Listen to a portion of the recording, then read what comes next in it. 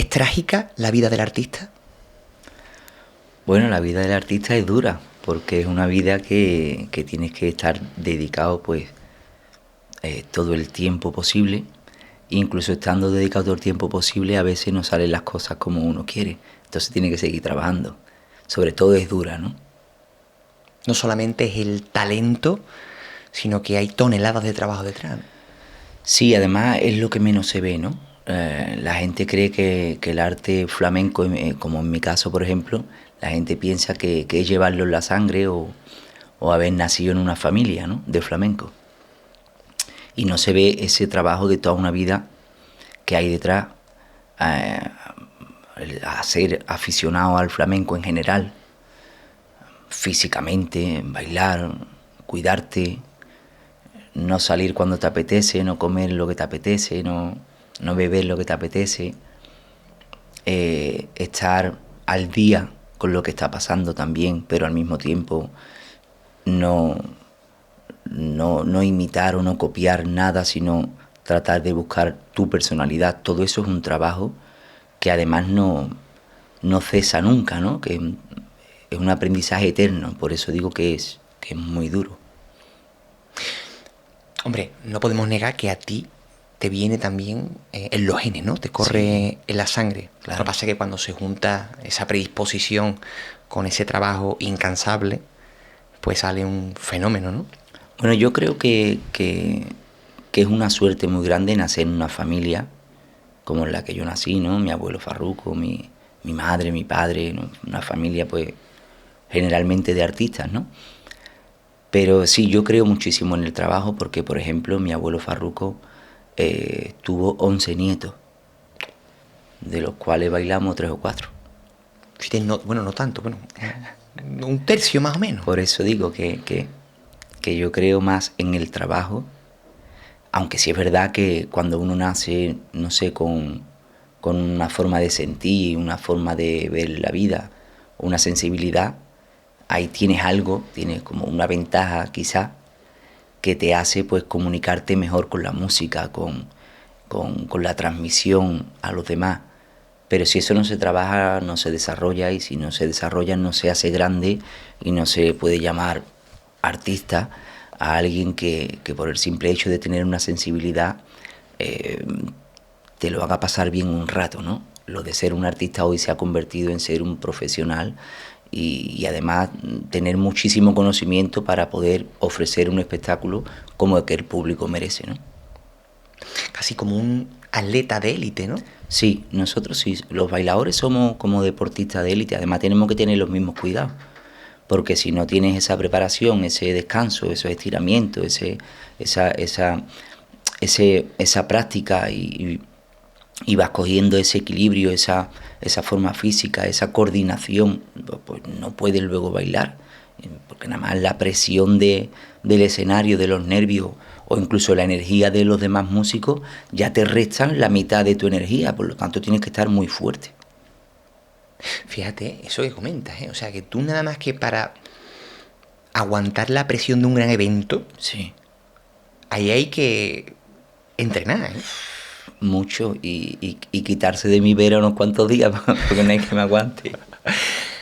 ¿Tú te pones un poco insoportable? Sí, un poco mucho. Pero y yo me doy cuenta, porque yo no suelo tener mal humor, ¿no? A mí me gusta reírme, me gusta estar, pero es verdad que cuando siento esa responsabilidad y me entran esa tacaera, como le digo yo, es muy difícil controlar el estar bien y el tener paciencia con otras cosas a lo mejor que son tonterías, pero te hacen saltar porque vienes de soportar una presión y una concentración muy grande para que la música, el sonido, la puesta en escena, la luz, cómo entro, qué bailo, cómo bailo esto ahora, esta historia que yo he creado ahora, cómo la bailo, ¿no? Todo eso es una pequeña locura, la verdad. O sea, que tú te sigues poniendo nervioso cuando sales al escenario, ¿eh? Claro, claro. Yo creo que incluso me pongo ahora un poco más nervioso que antes. Sí, cuando yo era un niño casi no me ponía nervioso. Los nervios eran las ganas de salir a bailar.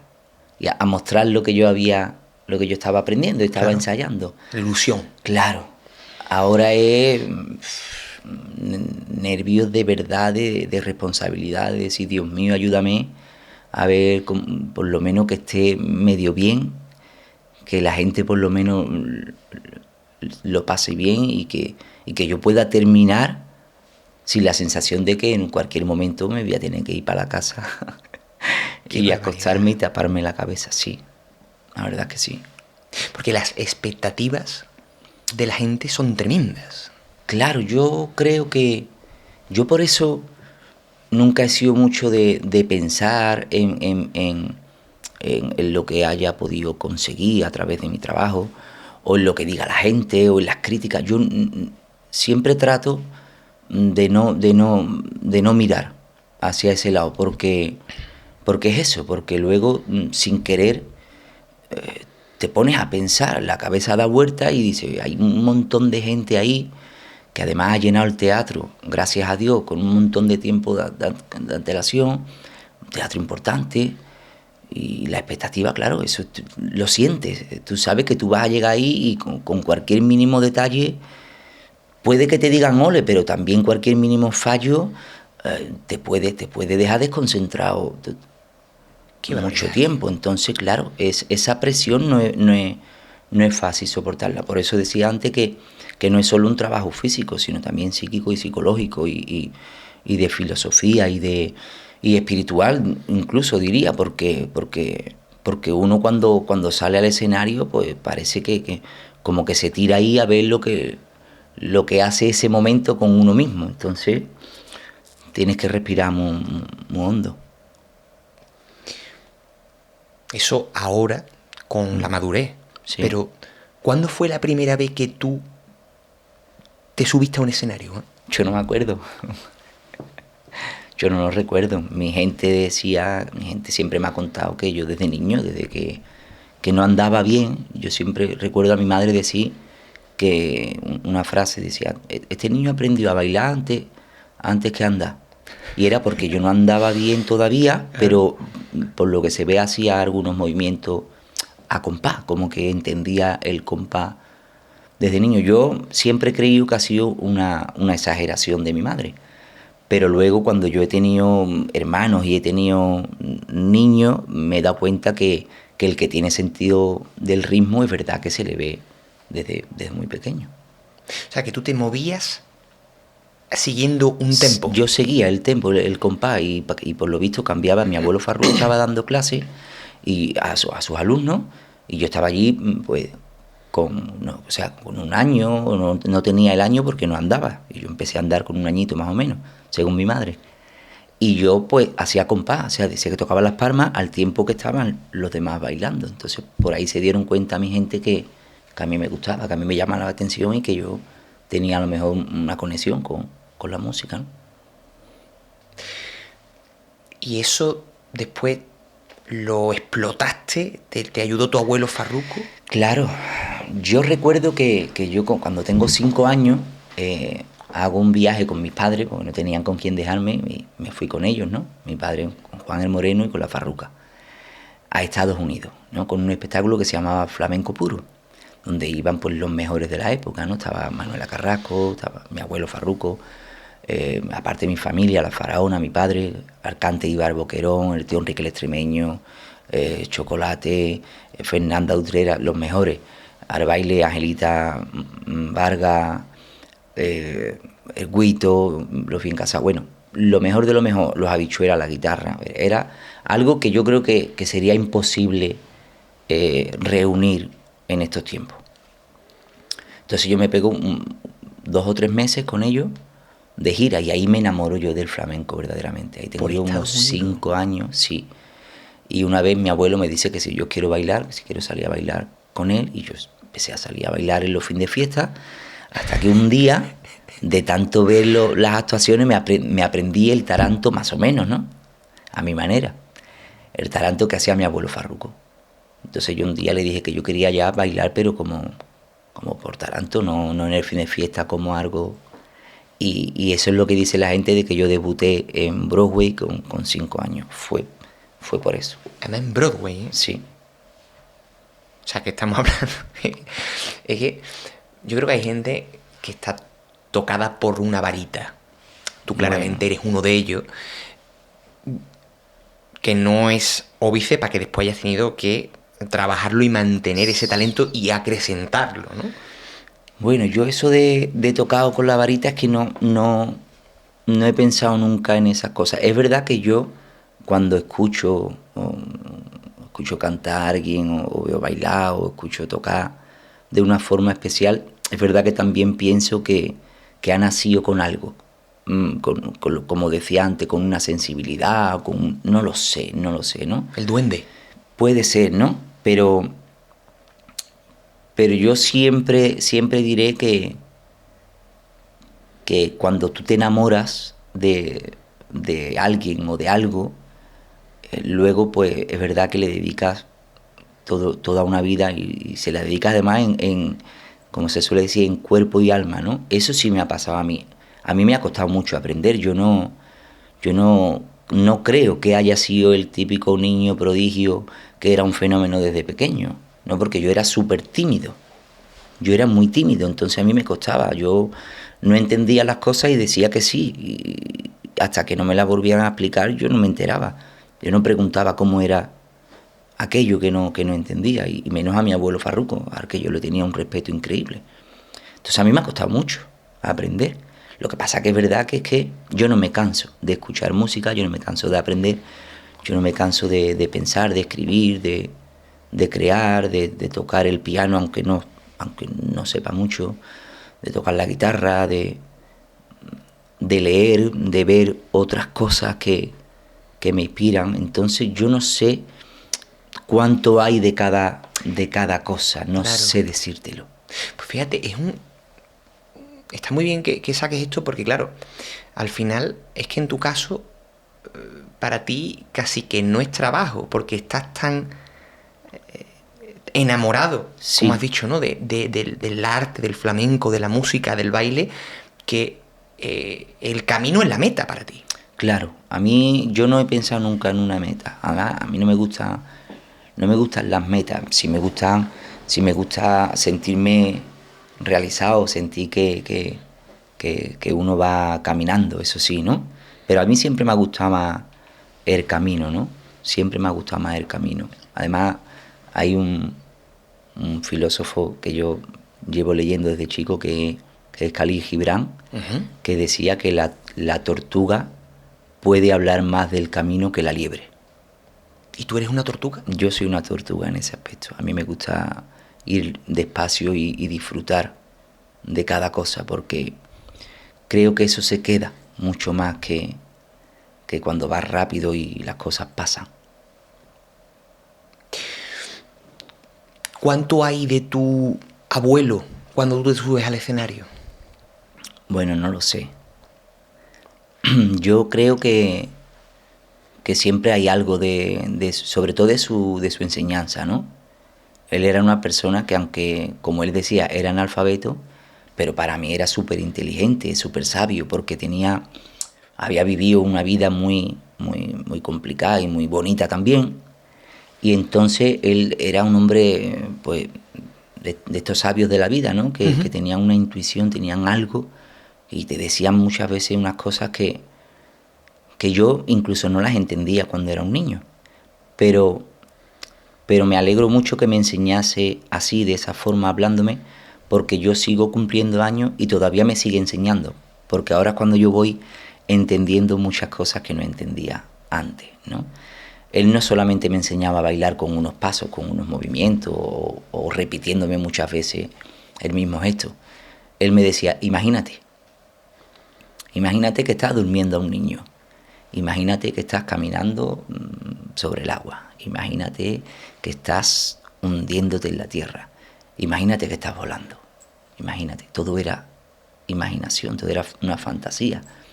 Entonces, yo creo que de esa manera, cuando yo subo al escenario, lo que hay de él en mí es esa filosofía, el tratar de sentir el baile como algo más que un movimiento o una pose, como...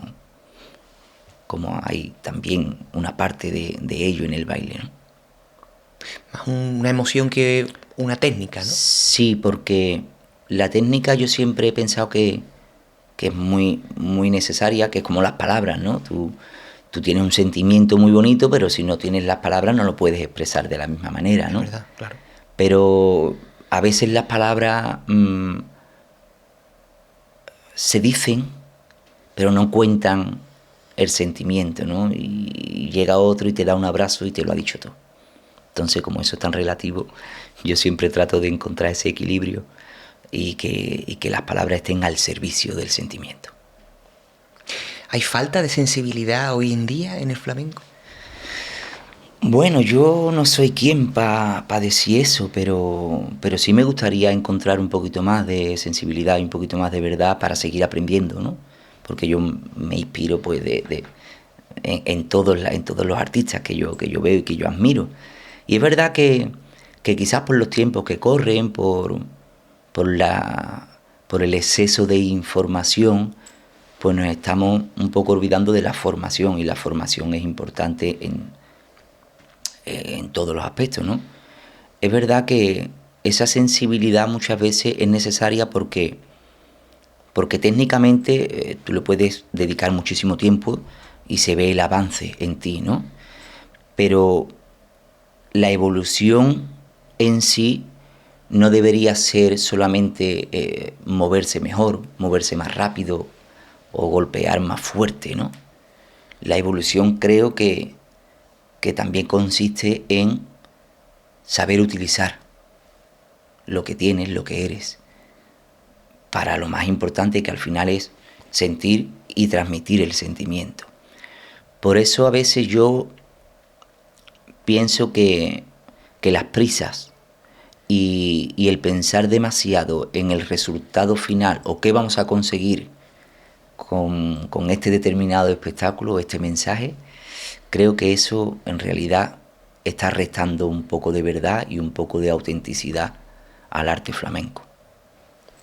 Esa es mi humilde opinión. Si has llegado hasta aquí, es que este contenido te está aportando valor. La mayoría de gente que mira el show no está suscrita al canal. Me ayuda mucho si te suscribes, das like y activas la campanita para no perderte ningún capítulo y que el programa llegue a muchas más personas. Te agradezco tu confianza una semana más. Sigue disfrutando del episodio. Tú cuando ideas un espectáculo, cuando compones un espectáculo, ¿lo haces pensando en un sentimiento, en un mensaje, en una emoción? Siempre. ¿O tienes en cuenta lo que le pueda gustar al público? Yo soy malísimo para tener en cuenta lo que le puede gustar al público. Malísimo, malísimo. Malísimo, porque es que no va conmigo. No soy capaz de decir, vamos a hacer esto que le gusta a la gente. Porque además me lleva a sorpresa. Cuando alguna vez he pensado en hacer algo que creía yo que al menos iba a emocionar como me estaba emocionando a mí, resulta que luego lo que más ha emocionado ha sido lo que yo no sabía que iba a ser. Entonces me di cuenta muy pronto desde niño que no, que eso no iba conmigo. Que lo que va conmigo es pensar en qué me apetece contar ahora mismo. ¿Qué me apetece compartir de mi persona con los demás? Me apetece compartir esta reflexión en el momento en el que me encuentro ahora mismo, del color que yo veo la vida. Y ese es el principio. Y a través de ahí voy caminando, voy encontrando y buscando. O sea que la pureza es importante. Yo no diría que la pureza es importante, yo diría que la pureza se tiene o no se tiene. Es decir, ¿tú eres sincero y honesto contigo mismo o no lo eres? A eso me refiero, claro. No. Hay gente que... Eso escasea hoy en día, ¿eh? Puede ser, sí, puede ser, pero creo que es un poco por lo que vivimos, ¿no? Por esa velocidad a la que vivimos, que estamos todo el tiempo necesitando la aceptación de los demás, necesitando ser protagonista de algo, aunque sea de lo que hemos desayunado esta mañana. Claro, entonces yo creo que eso sí es verdad, que eso está un poco en otro camino, ¿no? Porque al final cuando uno tiene que expresar lo que uno es, pues ¿qué estás expresando? Lo que vives diariamente, pues no creo yo que ahí haya mucho de especial, ¿no? Porque al final eso es lo que hacemos todos. Todos nos levantamos, desayunamos. Yo también voy al Mercadona a comprar con mi mujer. pero yo cuando ya llevo una semana haciendo las cosas de la casa, le digo, canija, ahora necesito 3 o 4 días acordándome de lo que soy yo también, del baile, de la música y del arte, porque si yo estoy una semana yendo a comprar Mercadona, luego no puedo yo bailar por soleá. Claro, claro. De la misma manera, no estoy en eso. Necesita recogimiento, ¿no? Claro, ¿no? Entonces, por eso creo que un poco la culpa la tiene el cómo vivimos o nosotros que nos dejamos llevar por esta sociedad no sé, de apariencia o de exhibicionismo, o no sé cómo llamarlo. Aquí tuvimos, Juan, a una mujer maravillosa, que le envío un beso desde aquí, a Miriam Méndez, que dijo una frase que a mí se me quedó desde aquel entonces, porque creo que tenía muchísima razón, y es que el ego es la muerte, la tumba del artista. ¿Tú qué piensas de eso? Yo estoy totalmente de acuerdo, del artista y de la persona. El ego son trabas que nosotros mismos nos ponemos, que no nos dejan ser mejor persona, que no nos dejan ser, por lo tanto, mejores profesionales o mejores músicos o mejores intérpretes, da igual. El ego sí es verdad que es algo que es muy fácil tener ego y no darse cuenta, ¿no? Yo creo que es fácil porque podemos confundir la seguridad, ¿no? Que esto es algo que también está muy de moda ahora, ¿no? Hay muchísimos cursos de autoayuda para tener seguridad y para ser consciente de todo lo que uno hace y para ser totalmente calculador con lo que, pues yo no sé, si yo quiero un curso de eso, porque una persona también tiene que ser vulnerable y también tiene que ser y pasar a lo mejor por la calle del ego. Lo que no podemos hacer es quedarnos en esa calle a vivir, porque entonces se van a ir cerrando las salidas, ¿no? Para ti mismo, para tu propio disfrute de la vida. Una persona que tiene el ego tan presente deja de ser incluso, deja de ser lo que ha venido a ser. Uno no viene a ser uno solo, uno no viene a ser individual, uno no viene a vivir en un desierto, uno viene a compartir con los demás, viene a transformarse con lo que va viviendo. Por lo tanto, tiene que aprender a ser mejor persona y el ego no nos deja. Yo creo que es bonito ser consciente de cuando uno está teniendo ego para que nos sirva de aprendizaje y dejarlo ahí aparcadito y coger otras cosas que nos benefician muchísimo más. Y yo creo que el ego no solamente mata al artista, sino que a la persona la hace, como decíamos antes, la hace un muerto en vida, porque parece que no sienten ni padecen, que van caminando como que el ego mismo les lleva, pero ni siquiera creo que sepan dónde quieren llegar. ¿A ti te ha tentado el ego alguna vez? Claro que me ha tentado muchas veces. Cuando a lo mejor me he puesto a pensar en que yo llevo ya mucho tiempo bailando, llevo mucho tiempo profesional y yo creo que allí no me han dado mi sitio y ahora no me apetece ir a bailar. Ahí está el ego ya diciéndote, ¿no? Ahí está llamando a tu puerta. Pero luego yo siempre trato de hacer así, decir, vale, la persona que te ha contratado no te ha tratado bien. La persona que te ha organizado no te ha echado cuenta. Y vale, todo eso es cierto. Pero ¿y el público que viene a verte? ¿Qué es el que te hace ser? ¿Qué es el que te levanta cuando no tienes ganas? Y es, al fin y al cabo, el que te está diciendo si lo que tú haces merece la pena o no. Entonces, automáticamente, yo hago así con el ego y le digo, quédate ahí, compadre, que que te vaya bien, pero conmigo no viene. Y voy, y bailo, y trato de abrir mi corazón y disfrutar de cosas muchísimo más bonitas que luego me llevo en el escenario, que no tienen nada que ver con ese pensamiento. ¿Y tú has tenido malas noches? ¿Tú te has llevado fiascos? Muchísimas, claro. Yo soy muy exigente. Yo es raro que vuelva de una actuación y duerma, porque no estoy contento nunca con lo que ha pasado, con lo que yo he hecho, ¿no? En cómo me he expresado, o quizás el cuerpo que no me ha respondido, o yo tengo esa sensación. Luego me veo en el vídeo y no me veo tan mal, pero igualmente soy exigente, por lo tanto nunca son más noches las que no duermo cuando bailo, que las que duermo diciendo qué alegría que viene a bailar hoy. Yo no recuerdo haberlo dicho nunca, haberlo sentido alguna vez, pero haberlo dicho nunca. Mi mujer se pelea conmigo: Juan, ¿nunca bailas bien? ¿Nunca? ¿Hoy tampoco?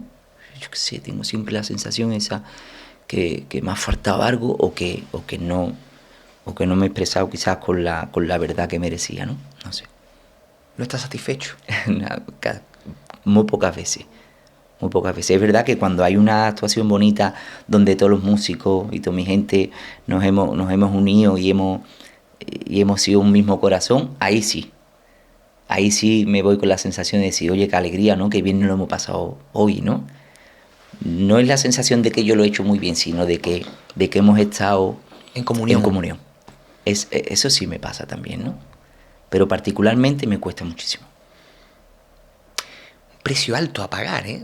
Esa exigencia. Sí, yo creo que eso es cada uno con uno mismo.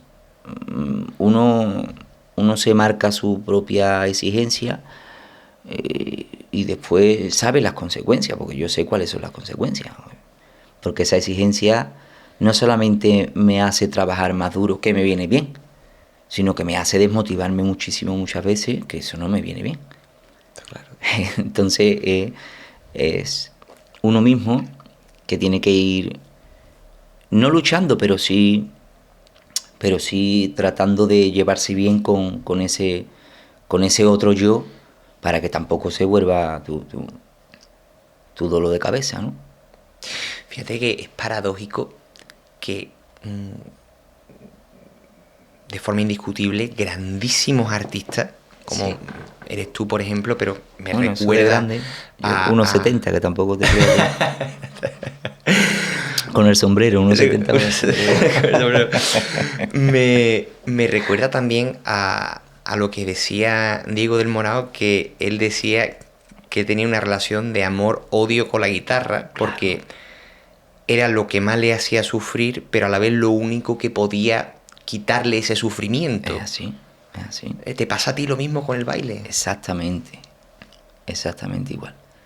Claro, es que es como eso, ¿no? Nosotros amamos lo que hacemos,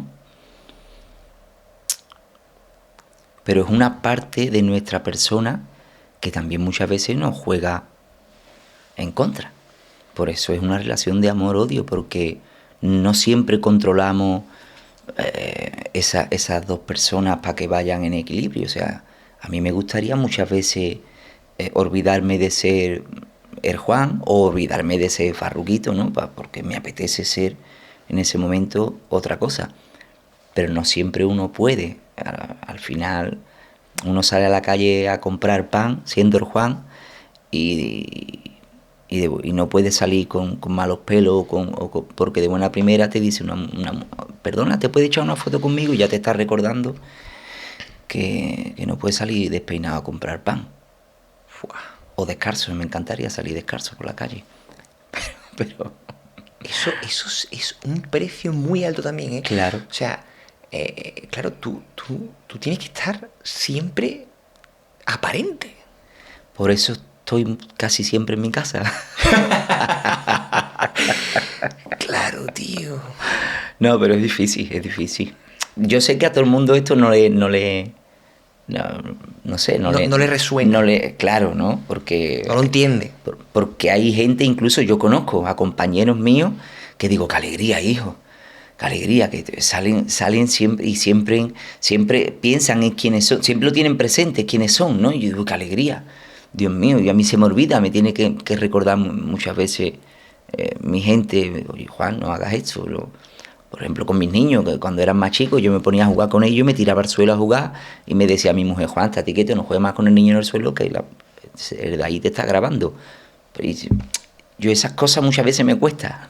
Hombre. Me cuesta, ¿sabes? Porque eres un ser humano también. Claro, y entonces esa es una parte difícil, pero es verdad que hay otra gente que lo lleva a gloria bendita, que digo yo, tú lo llevas a gloria bendita. Y por eso quizás muchas veces me cuesta estar en determinadas circunstancias, ¿no? Cuando de verdad estoy tranquilo y estoy cómodo, pues con gente que por lo menos me conoce y saben que a mí lo que más me gusta del mundo es eso, reírme y ser natural y que no hayan fotos y que no haya nada de por medio para poder hacer el payaso incluso. Claro. O sea que tú, tranquilo a la calle no puedes salir, ¿no?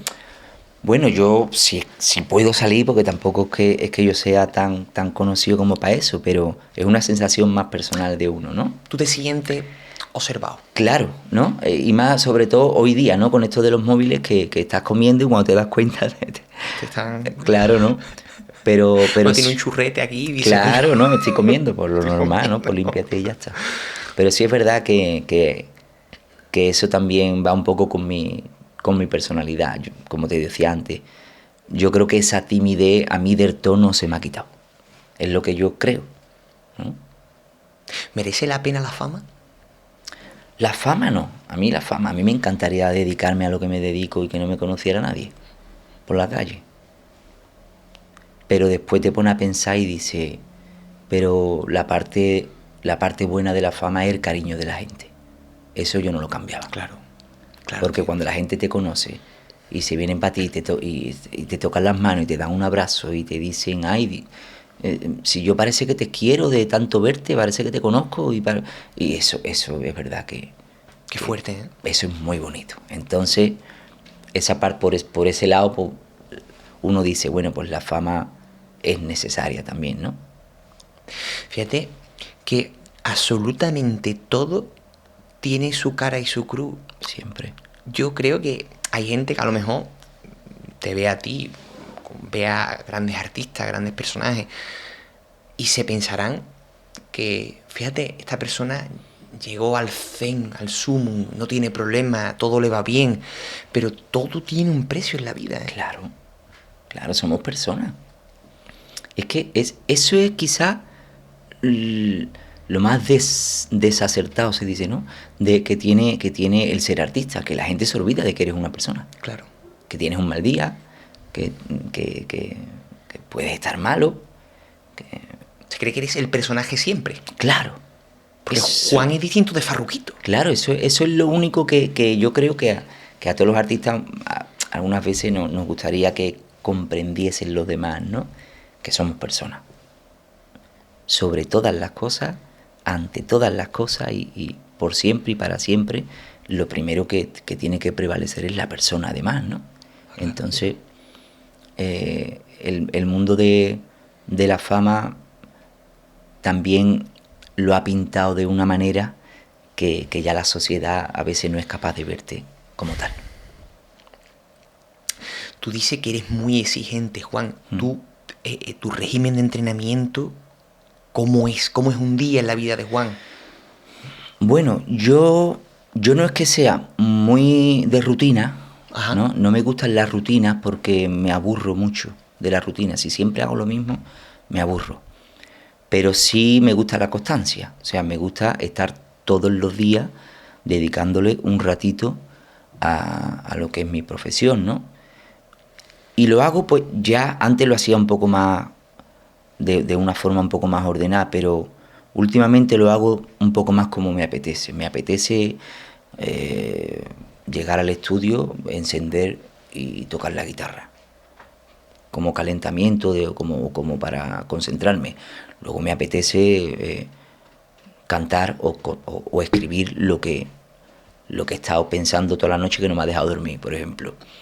Luego me apetece bailar un rato, luego me apetece hacer un poco de ejercicio. O sea, como todo lo tengo en casa, que tengo el estudio de baile, de grabación, en gimnasio, lo tengo todo en la casa, pues tengo esa suerte, pero también a veces me cuesta coger esa rutina de todos los días, porque también soy padre de familia, claro. Los niños, el colegio, que la cabeza siempre no está para meterse en el estudio, porque también necesita desconectar de eso. Entonces lo voy haciendo un poco más como me va apeteciendo, pero siempre tratando de no dejar de dedicarle el tiempo que esto necesita. Pero fíjate que me llama la atención que tú has mencionado que lo primero que haces es que coges la guitarra. Sí. Después te pones a cantar. Sí. Después escribes. Sí. Ahí no hemos bailado todavía. No. O sea, que tú abarcas un amplio rango de... Pero te explico por qué. Porque a mí lo que más me gusta del mundo es el cante. Más que bailar. Bueno, todo el que me conoce lo sabe. O sea, ¿y lo que te gusta es cantar? A mí lo que me gusta es cantar. Yo hubiese sido el más feliz del mundo si yo hubiese sido cantador como mi padre, claro. Eso es lo que más me gusta del mundo. Yo estoy todo el día en mi casa cantando. Lo que pasa que yo soy como un amigo mío que dice, tú cantas bien, pero no gusta, ¿no? Dice, o sea, bueno, amigo tuyo, yo tengo poquita voz, pero desagradable, ¿sabes? Entonces, claro, yo me di cuenta, yo creo que tengo un poquito de, gracias a Dios, de sentido de ridículo, y yo me di cuenta que yo el cante no era lo mío. Entonces, como también me gustaba muchísimo bailar, pues empecé a bailar. Pero con los años yo me he ido dando cuenta de que al final mi baile en sí es una prolongación del cante y de la música. O sea, yo no he diseñado nunca, yo no he creado nunca un espectáculo empezando a bailar. Al revés, yo siempre he creado una emoción, un sentimiento, una frase, una música, una imagen, y luego he dicho, ¿cómo se bailaría esto? Qué fuerte. Tío. Siempre lo he hecho así. Desde mi primer espectáculo, yo tenía 15 años, 16, hasta el último, yo siempre creo primero toda la música, toda la letra, todo el mensaje, y luego trato de bailarlo. O sea que tú observas el flamenco desde una perspectiva holística, como un todo. Siempre. Por supuesto. Yo no lo concibo de otra manera. El flamenco. El flamenco no es el baile. El flamenco no es el ritmo. El flamenco no es el cante. El flamenco no es... El flamenco para mí es todo.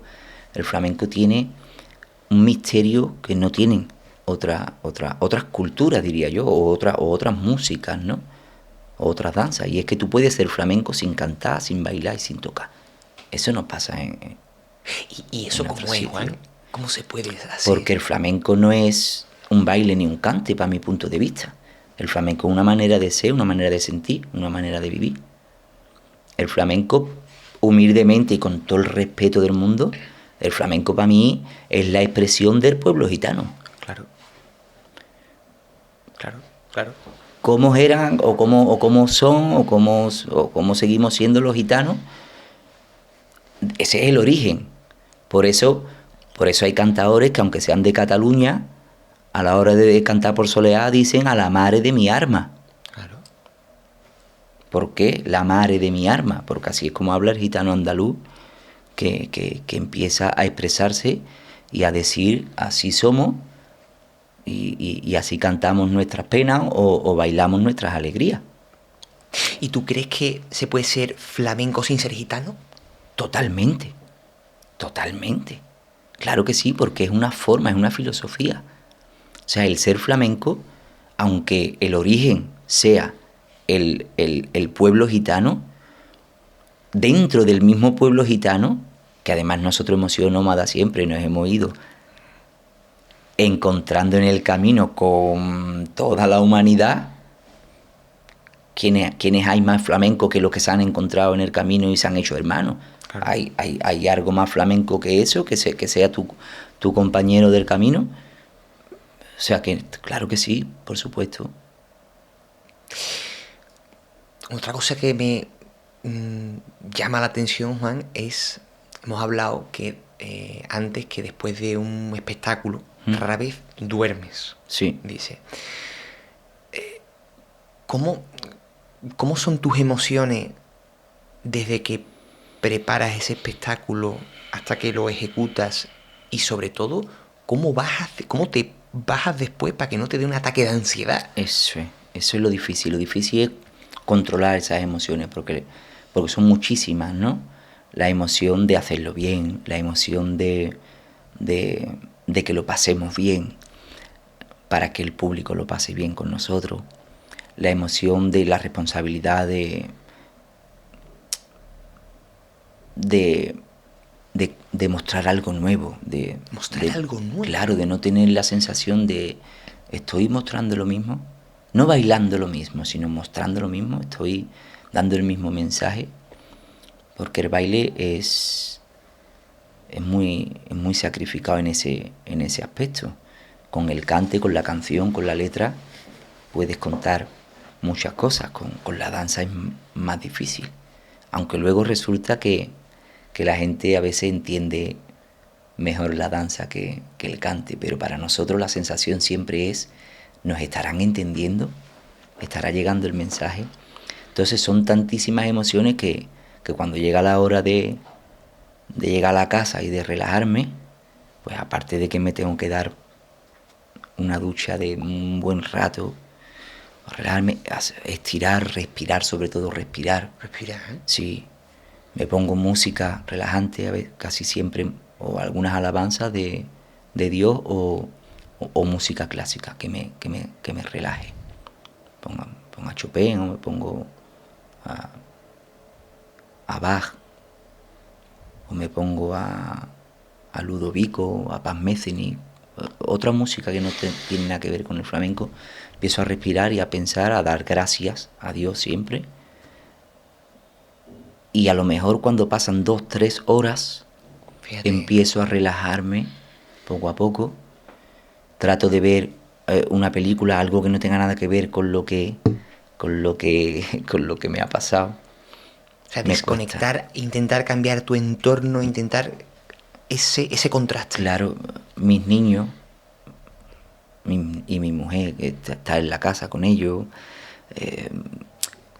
observar bien que he vuelto, digamos, a la normalidad, entre comillas, ¿no? Que he bajado un poco de esa nube. Es como que, además, muchas veces tengo la sensación, y no lo quiero decir porque están delante y me van a decir que estoy loco, pero tengo la sensación como que tarda mi cuerpo en bajar. Claro. Que va bajando poquito a poco, porque yo noto que está en vilo todavía. Y cuando ya el espíritu ese llega al cuerpo es cuando ya noto incluso el cansancio.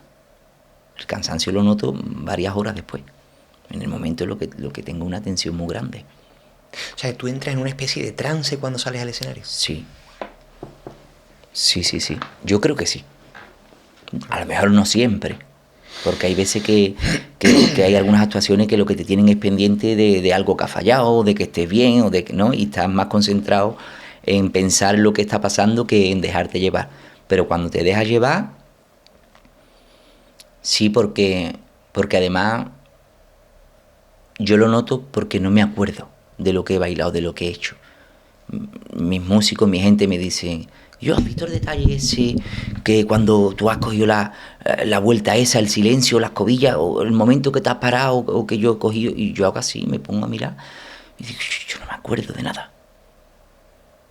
Ahí es donde me di cuenta que en ese momento sí me he dejado llevar, ¿no? Ese estado casi mágico, diría yo, ¿no? Sí, yo creo que sí, porque además uno no lo puede crear. Entonces, eso para mí sí es el duende. Aunque al duende se le llame con mucho esfuerzo y con mucho trabajo, y lo tiene que llamar a voces, y con la afición, con humildad y con respeto, y hay que llamarlo de muchas maneras, pero es verdad que cuando viene, tú no controlas ese estado. Es algo como que un momento antes te dolía la rodilla y ya no te duele, no te acuerdas. El sonido estaba fallando y de momento lo escuchas todo perfecto. La guitarra no la estabas oyendo y de momento se te mete en el sentido. El cante te da en el pecho. Eso es muy difícil explicarlo. Yo creo que eso sí es algo mágico. Y después a nivel digamos, de iluminación, de decoración, de música. ¿Eres muy exigente con los detalles de tu Sí, espectáculo? claro, es que yo creo que hay que serlo, porque además el flamenco requiere muchísima precisión.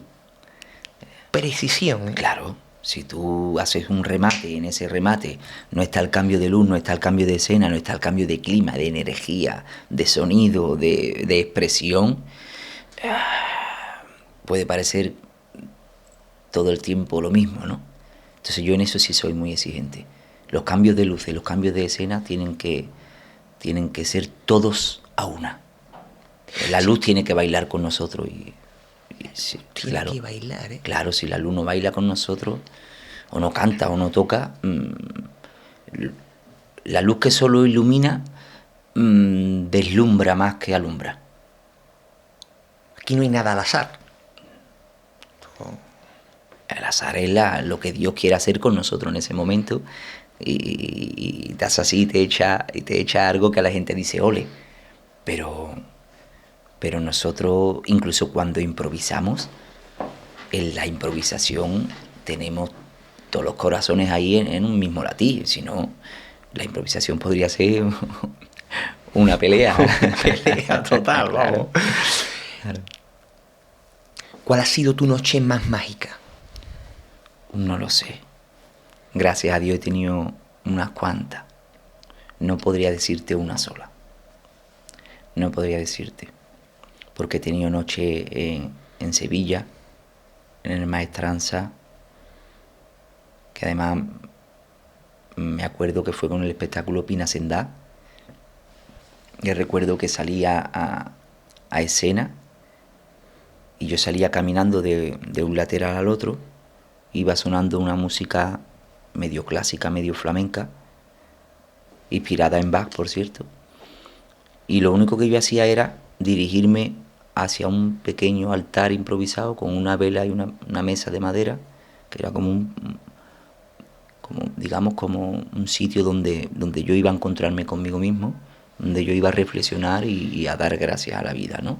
Dije 4 frases, me presiné y empezó el público entero a chillar de una manera que yo creía que había pasado algo. Tengo el vídeo grabado como se me ve a mí mirar al público asustado. Porque yo no había empezado a bailar, yo no había hecho nada. Pero ese día había algo mágico en el teatro. Porque yo recuerdo que las cosas salían solas. No me cansaba. Los músicos los miraba y era todo el tiempo un disfrute. Era como, además, lo recuerdo borroso como un sueño. Cuando yo recuerdo las cosas borrosas es porque han sido mágicas. Es una de las noches, ¿no? Te puedo decir, gracias a Dios, unas cuantas. Otra en Nueva York, en el City Center, también en una actuación que cambió mi vida profesional. Fue un antes y un después. ¿Cambió tu vida profesional? Sí, sí, sí, sí. Desde esa noche mágica en el City Center de Nueva York, recuerdo que llegamos a Sevilla y en el aeropuerto vimos un montón de cámaras y nos dijimos entre nosotros, tiene que venir alguien importante en el avión porque hay un montón de cámaras aquí y me estaban esperando a mí. Claro, entonces no había tantas redes ni tantos móviles ni nos llegaban las noticias tan rápido, pero desde esa noche en Nueva York había corrido la voz de que había pasado algo, había llegado a España y cuando llegué me estaba esperando toda la prensa para preguntarme todo lo que había pasado, que es verdad que habían pasado muchas cosas.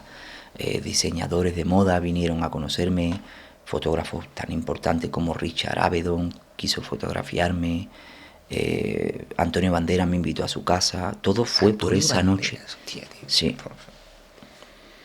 Por eso digo que gracias a Dios yo en ese aspecto tengo que decir siempre que yo soy una persona con mucha suerte. Porque es verdad que yo he trabajado mucho y sigo trabajando, pero hay mucha gente que también trabaja mucho y quizás no tiene esa suerte de que los demás entiendan o perciban su arte, no lo sé. Yo he tenido mucha suerte en ese aspecto. Pero fíjate que tú has hablado de una especie de fuerza motriz Sí, que se da, incluso que entras en una especie de trance, Y yo de verdad que creo profundamente en que hay un montón de cosas totalmente reales que no se pueden demostrar en un laboratorio. Es decir, eso que tú estás describiendo Totalmente. es inexorablemente real. Sí. Porque además, a mí me pasa también creo que mucha gente lo percibe, ¿no? Y yo creo que las personas que están de alguna forma en conexión con las vaivén del universo, Sí. podemos llamarlo como Sí. queramos, y que entienden el camino, porque dices, tú hay mucha gente que trabaja mucho, pero es que a lo mejor lo que tienes que hacer es pararte un momento y escuchar, ¿no? Y no trabajar tanto. Puede ser, claro. Es que el trabajo al final no es sinónimo de transmisión, ni de éxito, ni de...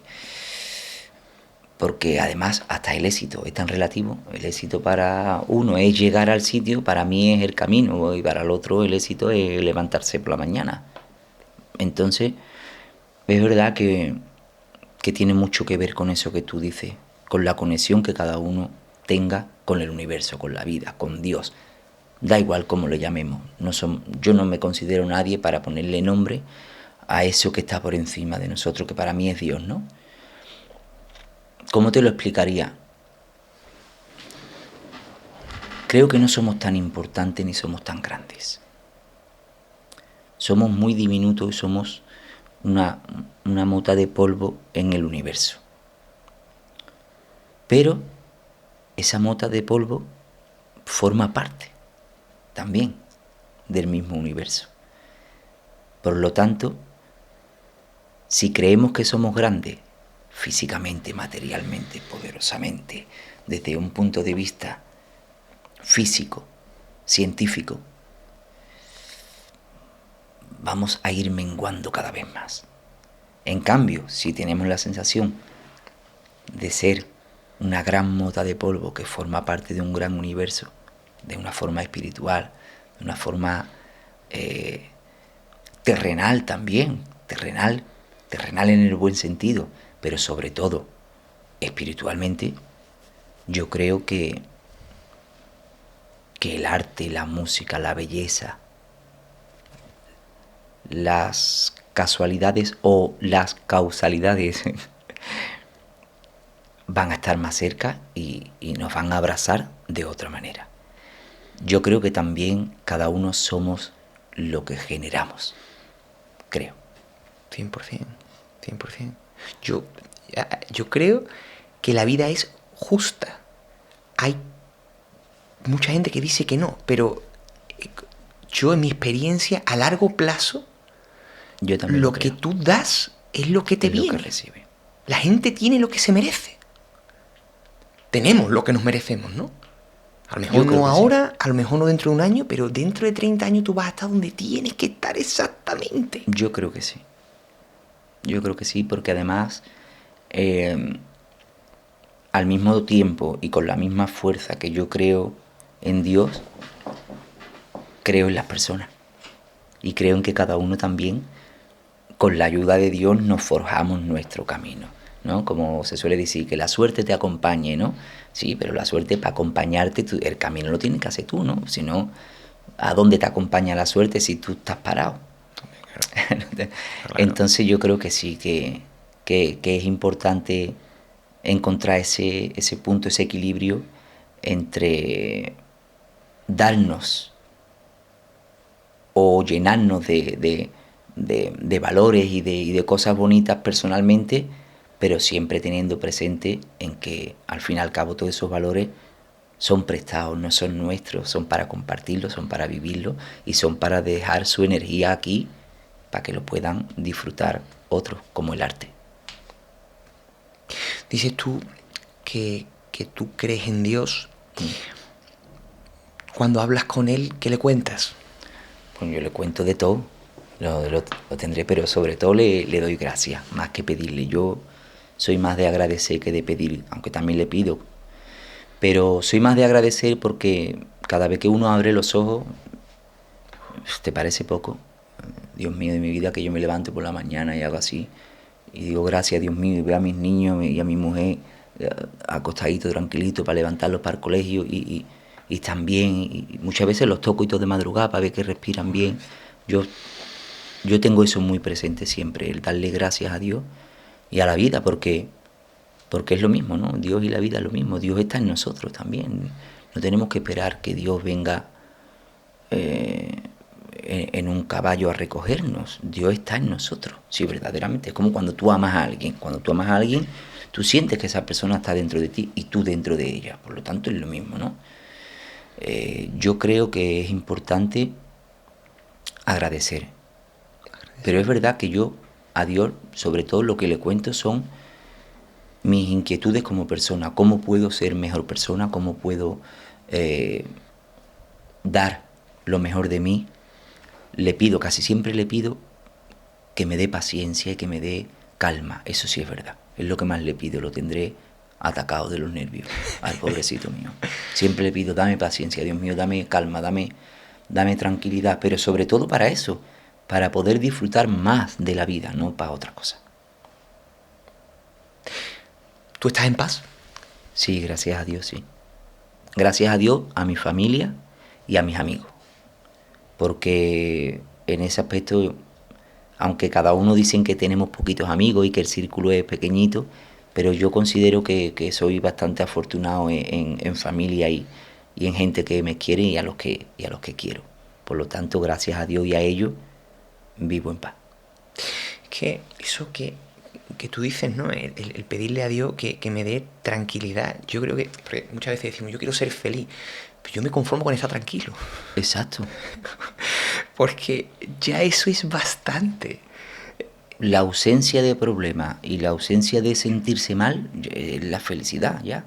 De esa ansiedad que a veces, ¿no?, se le coge a uno aquí en el pecho y en el estómago. Claro, y dice, ¿no? oh, Dios mío de mi vida. Cuando, Dios no quiera, cuando un niño se te pone malito, en ese momento dice uno, Dios mío de mi vida, yo me quiero morir ahora mismo, porque no puedo hacer nada. Esa ansiedad es personal y es del corazón, pero cuando uno la tiene sin pasar nada, esa es de la cabeza. Entonces ahí lo único que te queda es decirle a Dios, ayúdame a cuáles son las herramientas. Es verdad que la lectura y el hablar con gente y soltar también las cosas que a uno le preocupan también ayudan, ¿no? No es bueno quedárselas tampoco, porque creo que ni mejoras ni te tranquilizas, ¿no? Entonces esa un poco es mi conversación con Dios, el pedirle consejo a ver cómo puede hacer uno para que lo que aporte sea gloria bendita, ¿no? Juan, a ti, en estos años que llevas de vida, ¿se te ha quedado algo en el tintero? ¿Te arrepientes de algo? ¿Volverías atrás para cambiar algo? Hombre, siempre, ¿no? Uno siempre tiene cositas que dice, me cago en la más. Si yo volviera atrás, pues seguro que reaccionaría de otra manera en varios aspectos de la vida, ¿no? Pero sabes que después uno con los años piensa que al final hay cosas que han pasado porque tenían que pasar, aunque jamás deberían de haber pasado, pero dices tú, han pasado para que mi persona ahora sea otra también, ¿no? Es decir, la vida es incontrolable, no se puede, hay cosas que no se pueden controlar. Lo que está en la mano de uno, ¿qué es? El cómo camina. Y en esas estoy, ¿no? Yo me arrepiento muchas veces cada vez que tengo un mal gesto o un mal pensamiento o una mala acción, me arrepiento al segundo, porque no va conmigo. Digo, Dios mío, yo no soy así. Y automáticamente me pongo a trabajar, ¿no? Pero es verdad que también uno necesita estar de acuerdo con el perdón y estar de acuerdo con la segunda oportunidad que Dios y la vida te da, porque si no tampoco puedes seguir para adelante, es imposible, ¿no? Y ahí estamos siempre, ¿no? En esa reflexión, ¿no? Que las fatigas son inevitables, ¿verdad? Claro, la fatiga, imagínate, Las fatigas son parte de la vida, ¿no? Pero también son las cosas que nos hacen fuertes, ¿no? Sin duda. Yo creo que es así, ¿no? Dice, hay una frase por ahí que dice, a veces se gana y otras se aprende, ¿no?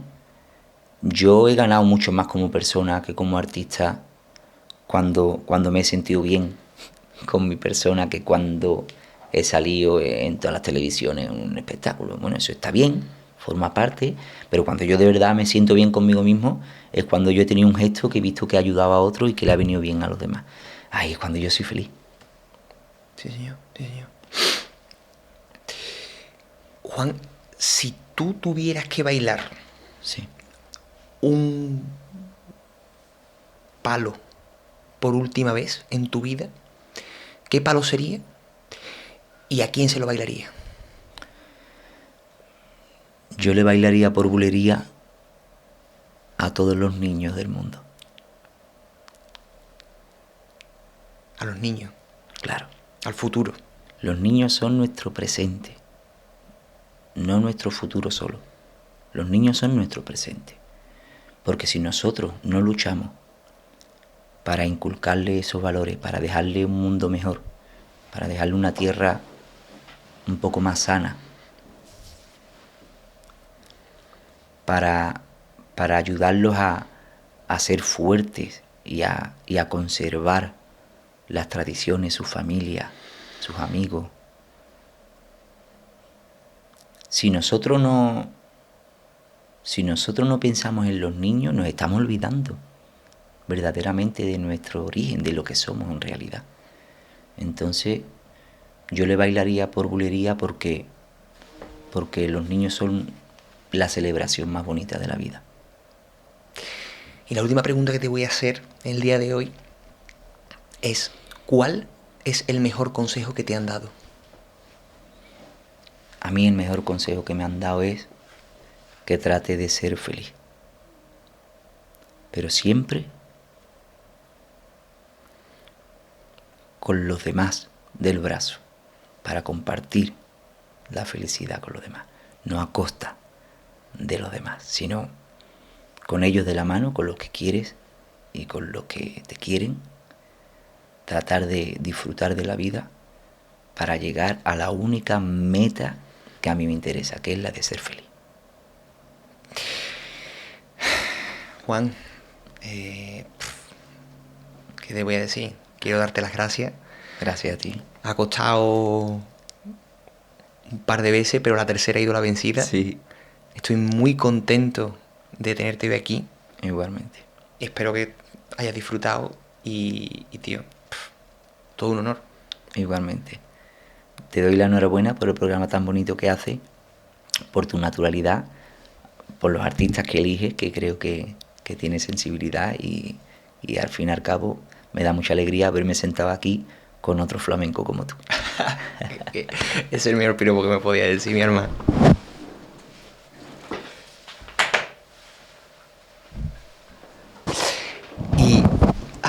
Y a todos vosotros, muchas gracias una semana más por haber estado haciéndonos compañía, por darnos lo más valioso que el ser humano tiene, vuestro tiempo y vuestra atención. Os doy las gracias, espero que la conversación con Juan os haya gustado y os emplazo a vernos, si Dios quiere, la semana que viene. Os mando un beso, que Dios os bendiga.